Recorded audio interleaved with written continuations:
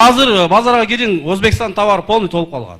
Hazır мөмө жемиштен баштап кийим кече баягы кондитерскийлер жокпу бизде? Мисалы кондитерский бары бар, бүт кирип атат. Мына сизге мен дагы жооп бергенге аракет кылайын.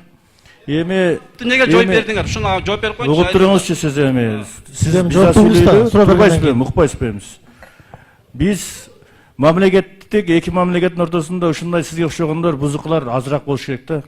Биз эки мамлекетти зорго азыр достоштуруп атсак, сиз алдан немеси толуп кетти деп. Сиз андан арзаныраак Жуманбек жемиши өндүрүңүз анда. Сиз угуп туруңуз, сиз туруп туруңуз, сиз угуп туруңуз. Азыр бул жерде жанагы сиз жанагыдай кыла албайт деп атасыз. Ким сода сатып кыла албайт деп атасыз. Неге сода сатып кыла албайт? Барып кылыңыз. Биздин Россияда башка дүйнөнүн ар бурчунда кыргыздар барып алып сода сатып кылып атат го. Бизде Кыргызстаныбызда экономиканы жанагы бизде ээн эркин жүргүзгөн мамлекет. Конкуренцияга кимдики чыдаган болсо ошонуку сата берсин, пожалуйста. Сиз ошондон арзаныраак өнүктүргүлө, ошондон редискасын арзаныраак өнүктүрүңүз, помидорун арзаныраак өнүктүрүңүз.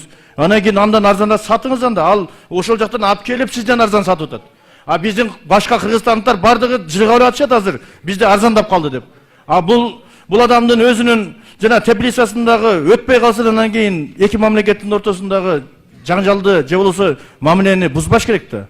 Биз канча эки мамлекетти өнүктүрөлү деп атсак, бул ошогондор бузукулар чыга бербеш керек да. Туташ керек ушуга ошондорду. Рахмат. Туура жооп болду. Урматтуу Ташкенттин ортосуна уруп алып туруп ошо редискасын барып сатсын анда.